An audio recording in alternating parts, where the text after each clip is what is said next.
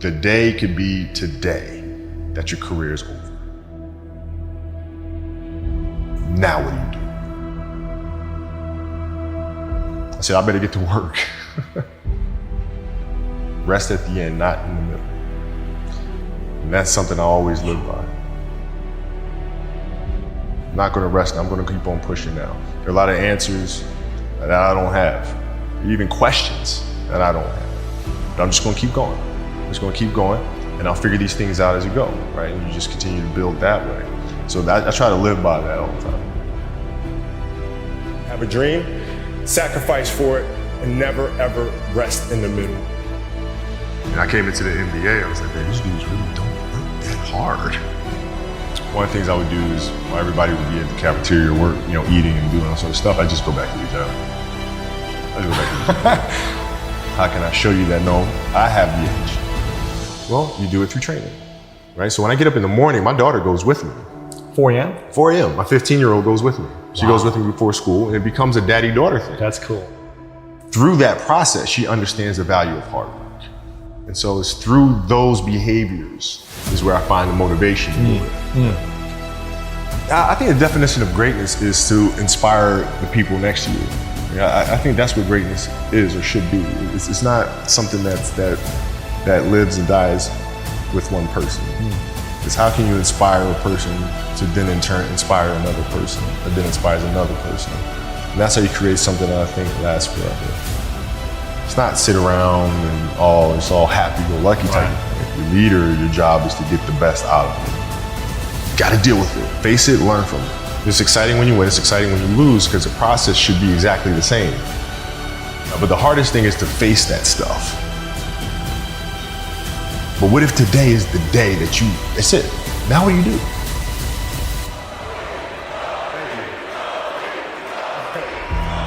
What can I say? Mamba out.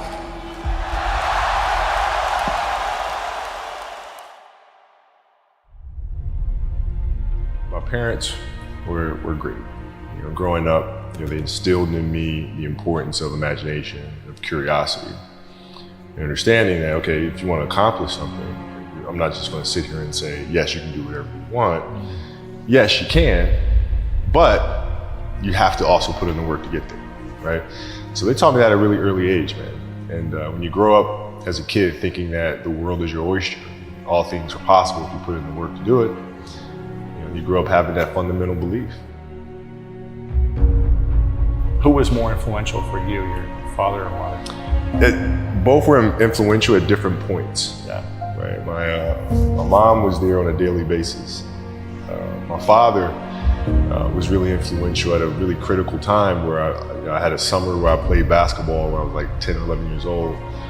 And here I come playing and I don't score 1 point the entire summer. Not one. You didn't score once? Not one. Were you in the game? I was in the game. How'd you not score? Because I was terrible.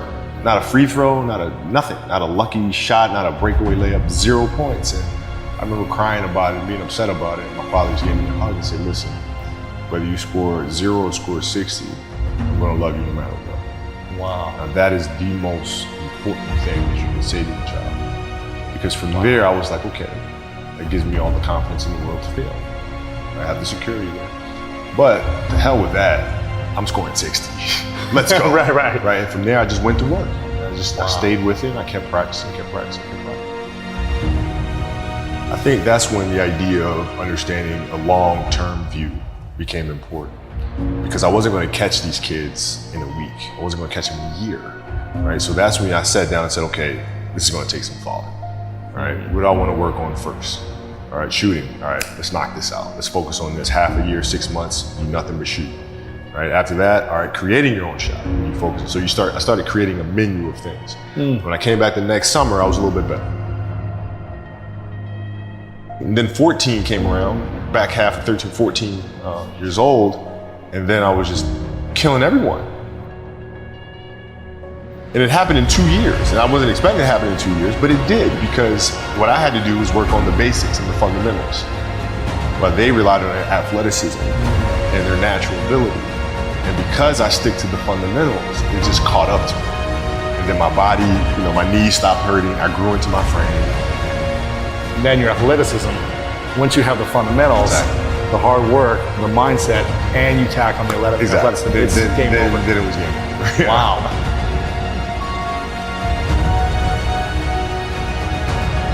Love of the game, the challenge. Like I would watch Magic play, I'd watch Michael play, and I would see them do these unbelievable things, and I'd say, you know, can I get to that level? I don't know, but let's find out. Let's find out. And so that curiosity to see where I could push this thing led me down that path, I think. With the 13th pick in the 1996 NBA Draft, the Charlotte Hornets select Kobe Bryant from Lower Merion High School in Pennsylvania. Greatness lies ahead for this young man. Well, I learned that you have to work hard and you have to approach the game with a serious mindset. There was a stretch in 03 where Shaq was out with an injury. And Phil called me up to his office and said, okay, we need you to really turn on the afterburners and start scoring the ball if we have to win. So I did, and I wound up scoring, I think it was 9 straight games, 40 plus points. 9 straight. 9 straight games. And then Shaq comes back, his second to last game of that. And then Phil calls me up to his office and said, Kobe, okay, I need you to dial it back. I'm like, why? Like, we're winning. I don't understand. It's because our goal is to win a championship. But if you continue to do this, we'll lose Shaq. We'll lose him. His motivation, his excitement. What triggers him, right? So I need you to pull back so we can pull Shaq forward for June. Wow. I mean, that was the big challenge, is you move from, being the single dominant player to understanding, okay, I have to help these other guys. How do I lift everyone else up? It's tough. It's more like you put yourself to the side and you put yourself in their shoes and understand what they're feeling. And then you have to make certain decisions of, okay, what buttons do I need to push for this player to get them to the next level? So it's not sit around and it's all happy-go-lucky time. The leader, your job is to get the best out of it, even if they may not like it at that time. He was very demanding because he expected everyone to put in the same effort as he was, and that was unrealistic. You're not behind me, you're not in front of me, you're right there parallel with me. Practice was very competitive right away. You know how Kobe is. We was jawing, we had it going sometimes. He didn't let me slip a lot. Times where I get ejected or about to get a technical foul or going off the deep end, he would be there to, set me straight a lot, which helped me out a lot. So we get in the timeout and he's like, hey, I'm open. I'm like, okay. And so we go out and same thing, hey, I'm open. Okay. Come back in, hey dude, you gotta throw me the ball. I said, man, fuck that, get it off the rebound if I miss, bro. Listen, I don't deal with people that don't commit at that level, but then act as if they do. The running joke, or he doesn't pass and all sort of crap. I mean, that's okay, but I'll take those 5 rings. I'll take 5.